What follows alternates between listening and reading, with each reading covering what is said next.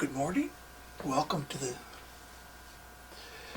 series on the Rigol MSO5000.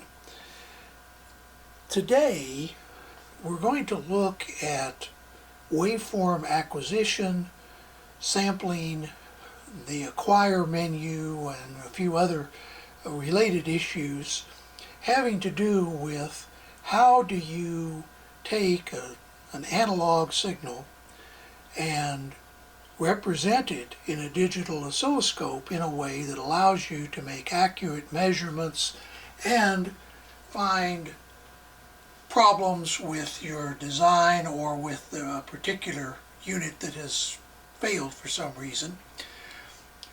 On the screen is a 25 megahertz sine wave. Down here you see it shows, well, I just turned off the channel.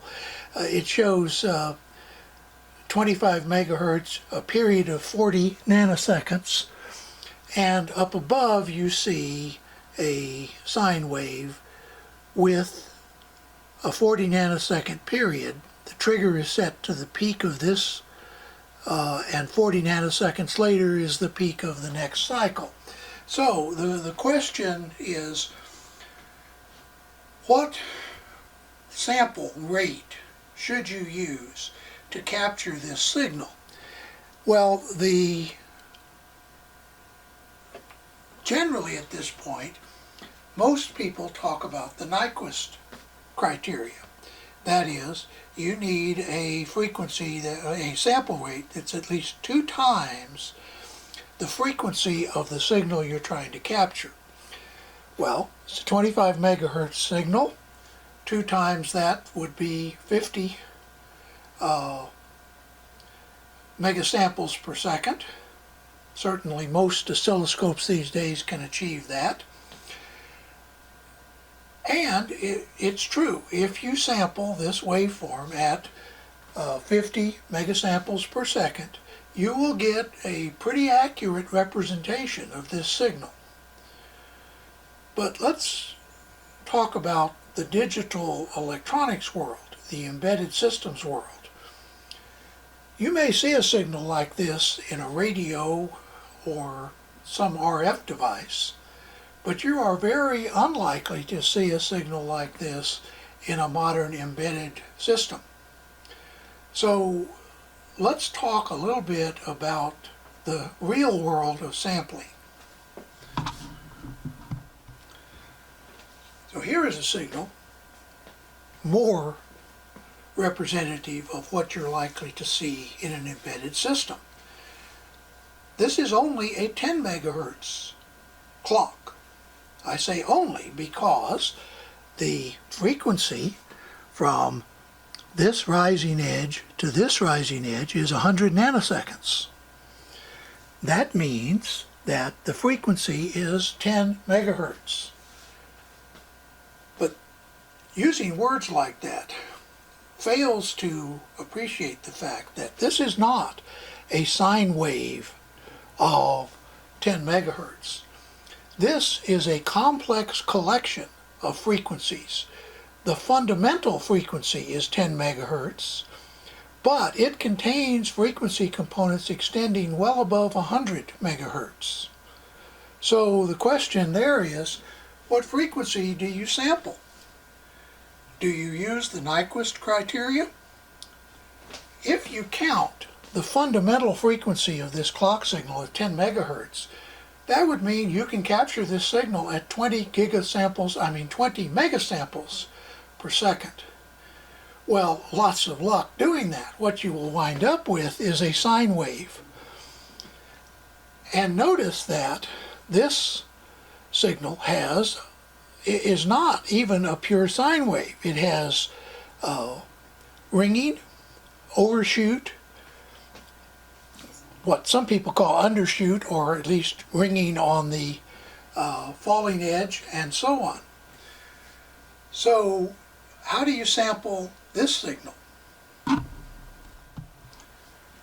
Well, one way you can look at this is take the Fourier transform, which is simply the same signal mapped into the frequency domain instead of the time domain. So what you see on the screen is a fast Fourier transform of this signal with the left edge at 10 megahertz and the right edge at 200 megahertz. That puts 105 megahertz in the center, and if you read across, you see that's where the center is. Span of 190 megahertz. It's using a resolution bandwidth of 2 megahertz, and it is a 20 dB per division, 20 dB volts per division. So what do you see? Well, you see that there are all kinds of harmonics in this signal. It's not just a 10 megahertz signal, which is the fundamental over here on the left. It contains a very heavy third, fifth, seventh, and so on content. So this would be 30 megahertz, this would be 60, 90, I may have miscounted. But at any rate, what you're seeing is that as the frequency goes up, the amplitude of the harmonics go down, but they don't disappear entirely. So then the question is, well, what is the frequency that we should sample at? Obviously, if we sample at 10 megahertz, we're only going to get this component, or 20 megasamples per second, the Nyquist criteria. If we sample at twice or 3 times the Nyquist criteria, we'll get the next 2 or 3 harmonics. Most people suggest that you sample at least 5 times per cycle, and if you want any kind of reasonable resolution, that you sample at 10 times the rate of the signal. So that means that for a 10 megahertz signal, you should sample at 100 megasamples per second or more.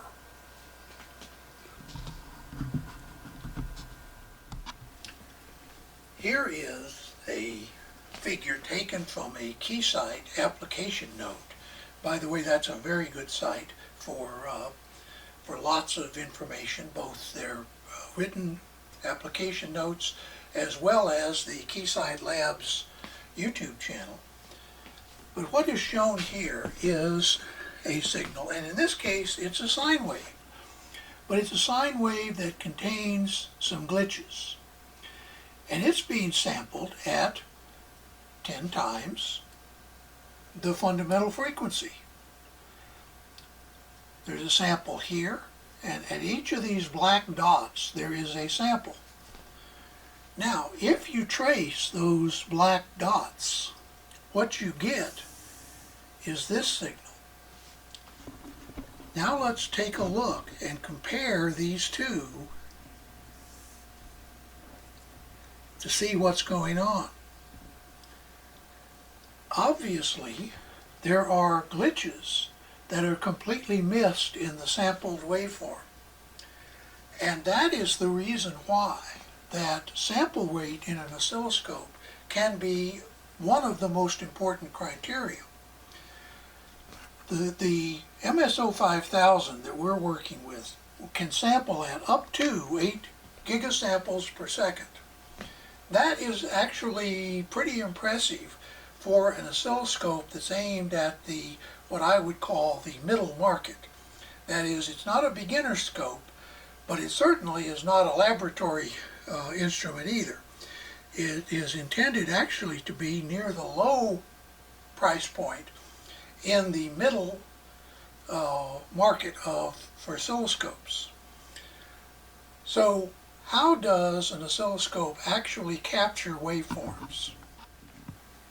The simplest architecture in a digital storage oscilloscope is to simply have a collection of memory. And here I've shown it as a ring, because what actually happens is every sample period, this ring moves one place either to the left or right. In this case, since we're putting in samples from the digital to analog converter here, this ring will rotate counterclockwise every clock cycle or every sample cycle. Then there is a waveform processor that looks at the signal in the current position on the memory and displays that what it sees, or transfers that, processes that for display. This is a very simple architecture, and many of the early digital storage oscilloscopes worked like this. There are many problems with this structure. One is the load is all on this waveform processor. As digital to analog converters got faster and faster, they got to the point where they could put data into memory at a rate much faster than the waveform processor could take it back out or could process it. So I would ask you a question at this point, and we'll give the answer a little later. How much sample rate is required, and how many bits of resolution are required to accurately reproduce a signal like the one shown here in blue?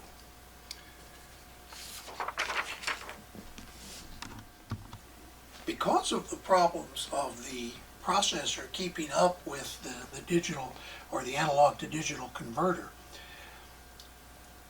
many oscilloscope architectures changed to something like this, where there is a sample memory that the ADC writes into, and this sample memory can keep up with the analog to digital converter. Then there is a waveform memory, and something decides how to process the sample memory and transform it into the waveform memory, and then something else decides how to take what's in the waveform memory and put it on the display. Why is that important? Well, you can be sampling gigasamples of data, but you may only be saving megasamples in the waveform memory, and you may only be displaying kilosamples in the display. So there is a filtering process going on. You collect a lot of data here, you only keep some of it here, and you keep very little of it over here in the display. If you keep this kind of model in mind, even though not all oscilloscopes have this exact architecture, it's a very good mental model for what we're going to talk about going forward. Here is a diagram that Keysight uses in one of their application notes to describe how the signal flows through a digital storage oscilloscope. On the left is the device under test. There is then a probe that connects that device to the channel input. The channel input then flows through what is called the front end, which includes amplifiers and attenuators and other things that prepare the amplitude of the signal for the sampler. The sampler then selects a point in time and transfers that to the analog to digital converter, which converts that analog signal into a digital signal or a digital byte or memory location, and stores that in memory. There also is a trigger circuit that usually is connected at the end of the front end amplifiers. It's not usually triggered off the sampler, although some of the special sampling or special trigger circuits do take the output of the sampler, the ADC, or even out of memory. But we'll talk about that when we talk about triggers. Then the memory is used by the oscilloscope to prepare what is put on the display. Now, I don't know why they wrapped this around this way. Maybe they just ran out of space, but because the display is the thing that you see when you operate an oscilloscope. So this is an architecture that Keysight uses to explain many of their oscilloscopes and how they acquire waveforms. Now let's go back to the DSO5000 and look a little more about the whole idea of acquisition and the acquire menu. Before we get to the oscilloscope itself, let me answer the question I asked earlier. And for most of you out there who have been screaming at the screen ever since I asked that question, yes, it's a trick question, because the answer is to accurately represent any signal requires an infinite sample rate and an infinite number of bits in the analog to digital converter. Notice I said accurately. The question in an oscilloscope is always, how much can you afford? So, if you look on eBay for an oscilloscope that has infinite sample rate and infinite bits of resolution in the ATC, well, you probably can find one. It costs you an infinite number of bitcoins, but still. But if you want to get something that you can actually buy at a reasonable price, and reasonable means $100 for some people and $100 million for others, you have to make some trade-offs between the resolution, that is how many bits of data, and the frequency speed or the sample rate, that is how many samples per second or megasamples or gigasamples per second that you can afford to devote to looking at this signal. Now understand, anytime you make that compromise, in other words, anytime you buy an oscilloscope, there are going to be some signals that will be beyond its capability. That is just the realities of economics. So, returning to the world of reality, we are back to our 10 megahertz clock signal, and we have the DSO5000 set to 50 nanoseconds per division.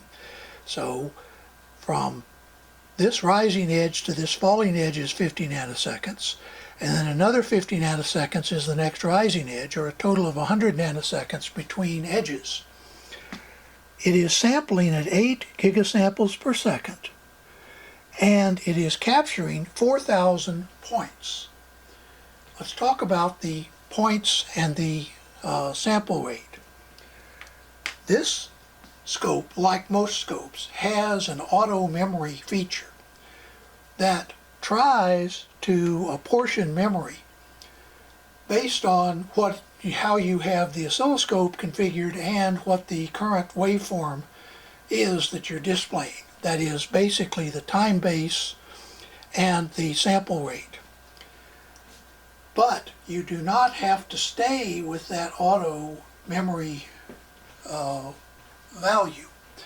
Let's turn on the acquire menu and let's go to memory depth. It's over here. Notice it says auto.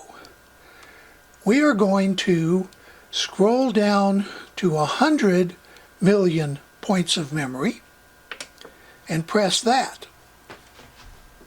Now, if you notice, there is a, up here it now has still sampling at 8 gigasamples per second, but it is collecting 100 million points of memory.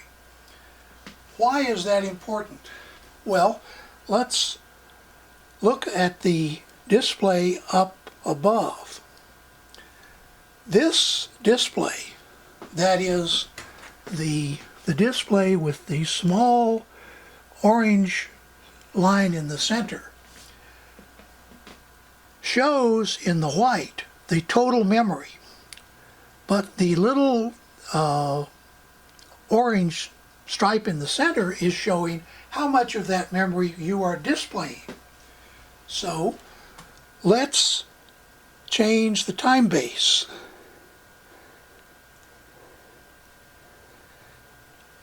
There you notice that we're still sampling 100 million points. Now we're going to go down, and notice now that this window is opening up. We are now displaying this much of memory. That is the area with the little squiggly white on black. The white area is the total memory. Now we're going to go down one more. And now we're displaying almost all of memory on the display. One more, and we're actually now displaying all of it in memory, and memory isn't going to quite get there. That is, there isn't quite enough memory to collect this many samples at 8 gigasamples. Notice what's happened to the sample rate. It has gone down to 2 gigasamples per second. Let's go up by 1. And we're now at 4 gigasamples per second. We go up by 1 more. And we're at 8 gigasamples per second. So let's take a look at what that actually looks like on the Rigol MSO5000. Here is some data that I took from the MSO5000 operating in auto memory mode. In other words, you're not setting the number of points, you're letting the oscilloscope decide how many points of memory. On the left is the time base setting in milliseconds. In the center is the sample rate, and once again the oscilloscope is choosing this sample rate. As you go from 0.2 milliseconds per division to 0.5 milliseconds per division, the oscilloscope will reduce the sample rate from 8,000 or 8 gigasamples per second to 4 gigasamples per second. Then when you go to 1 millisecond, it'll go to 2. When you go to 2 milliseconds, it goes to 1. And when you go to 5 milliseconds, it reduces the sample rate to only 500 megasamples per second. On the right are the number of memory points. Notice it's not constant. It is choosing to adjust the number of memory points or mega points in memory based on your time base. It's also adjusting the sample rate. Notice that from 0.5 milliseconds all the way to 2 milliseconds per division, it continues to use 20 million points. Then it goes to 25 million. The number of points actually goes up, then it goes back down again, then it goes back up and stays up, and then it goes back down at the very bottom. Statistics like this can be very useful, and I suggest that if you have an oscilloscope other than the MSO5000, that you prepare a table like this of your own. You probably won't find it in the user's manual, but it will give you an idea of what your sample fidelity is. Remember we said perfect fidelity requires infinite sample rates and infinite ADC bit numbers of bits, effective number of bits. Well, we don't have that. This is what we actually have. Now, of course, you could prepare another chart like this using any particular set of memories. For example, if you set the number of points to the 100 megapoints that this scope is capable of, you will get different readings for the sample rate. And you'll be able to know in your own mind exactly how much you are collecting and what the resolution is that you'll be able to display from that collection of memory points.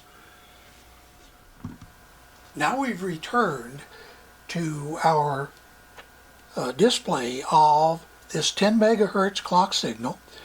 We are sampling at 8 gigasamples per second, and we are sampling 100 million points. I'm going to turn off the menu for right now, because I'm now going to hit the single button. Now, the difference between hitting the run stop button and the single button is important. When you hit the run stop button, what happens is the oscilloscope literally freezes the second or millisecond or microsecond or nanosecond that it detects that you have hit that button. It just freezes right there. If you hit single instead of stop, the oscilloscope will go through one entire acquisition cycle and then stop. That can be important, but we won't get into the details at this point. I recommend that instead of using the run stop button, if you have a triggered display, you use the single button to stop the collection of samples. So I'm going to hit single. Notice that run stop has come up. However, look at what we can look at.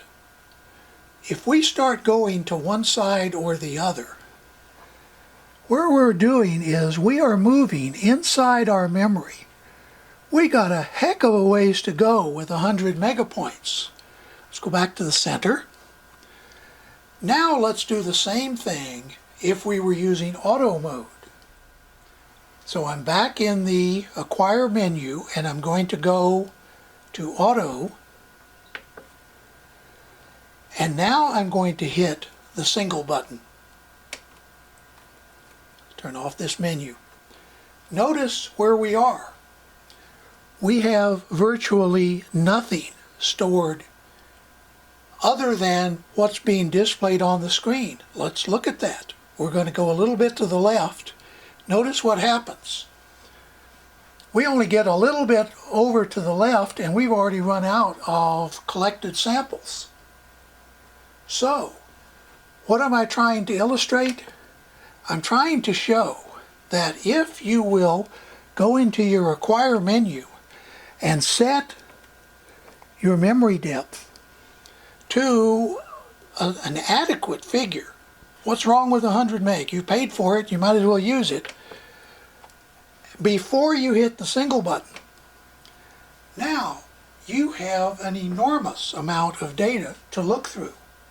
Later, when we look at things like the search and navigation features and other things on this scope, you'll find that if you collect your single shot acquisitions using the full capability of the oscilloscope, its highest sample rate and its highest number of sample points, you will be able to look at way more data than you're going to want to, which is why this oscilloscope contains things like the search and navigation functions that allow you to tell the oscilloscope to search through this enormous waveform record.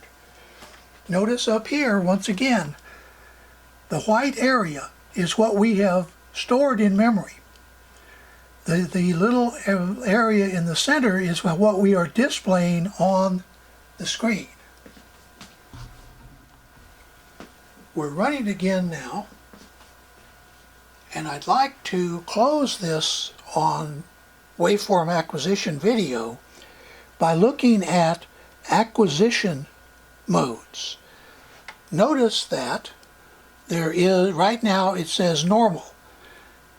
We'll open that up and you see that we have 4 choices: normal, average, peak, and high resolution. So when should you, what are those? How do you use them?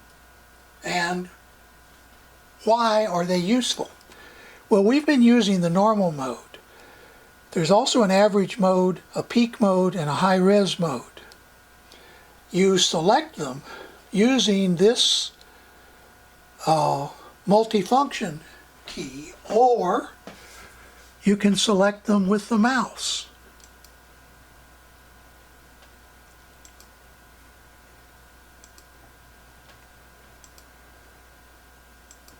And now we're back to normal.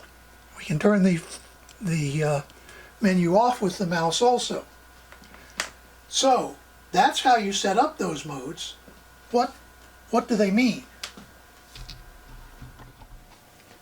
This is a page from a Keysight application note, or actually it's called a white paper, that is entitled Everything You Need to Know About Sample Rate.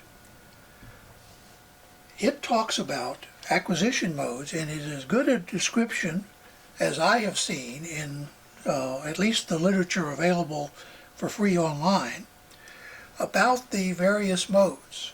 Notice that we talk about the normal mode.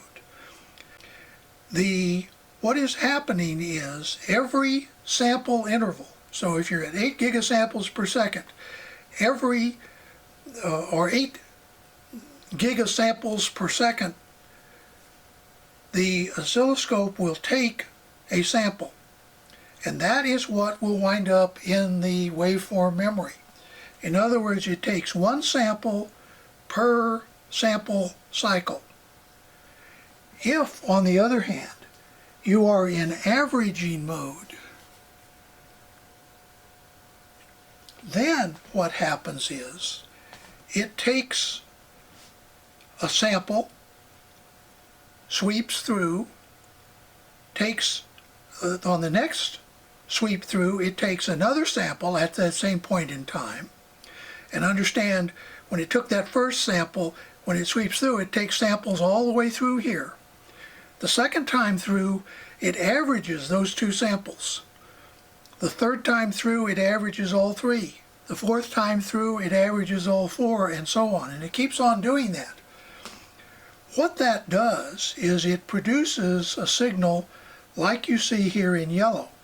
If the signal you're looking at is blue and black, and understand this is only 2 sweeps. If there were 100 sweeps, there would be 100 different signals on here. But the yellow trace would slowly converge to the average of all of those sweeps, all of those triggers. This is very good for eliminating random noise.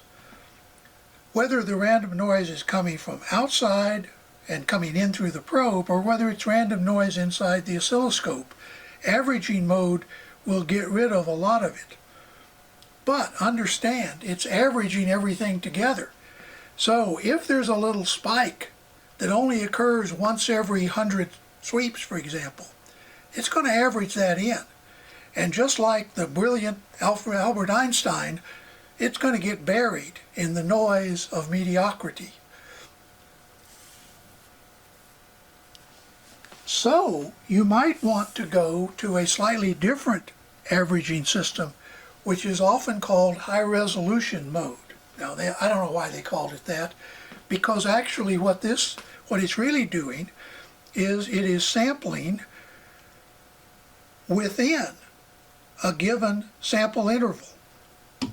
Let's take a look at that. So here is a sample interval from here to there. There's a little line there that may be hard to see on the video. That's a sample interval. If your scope has a fast enough sampler to take more than one sample in a given sample interval, what it can do is it can go into what's called high-res mode, where it takes a bunch of samples all in the same sample interval. So if this is if you're sampling, your sample interval is a gigahertz or a gigasample per second, and you have an 8 gigahertz sampler, you can take 8 samples during that time period, that sample interval. Then it averages those 8 samples together to produce the acquired sample. This is the sample that actually gets stored in the waveform memory. What does that do? Well, it reduces noise because it is sampling over an interval and averaging, but unlike the averaging mode, and by the way, this would probably be better called the high resolution averaging mode, and the other one be called the sweep averaging mode, but too late to change it. What you wind up with is reduced noise without paying the penalty of having each cycle, each sweep, averaged together, which can be an advantage in some cases, but it also can be a downside in another. Finally, the peak detect mode is done similar to the high-res mode, in that you sample several times for each sample interval. But in one sample interval, you keep the smallest value you find. In the next sample interval, you keep the highest value you find. So what's this good for? Well, this emphasizes the difference between the lowest value of the signal and the highest value of the signal from one sample interval to the next.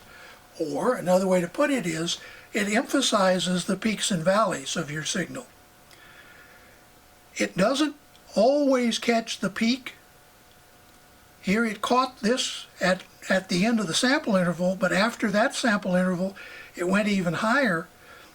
But because it was in the odd sample interval, odd being it is collecting the lower value instead of the upper value, in that interval it collected this sample and used it. So if this had been an even interval, it would have collected the maximum.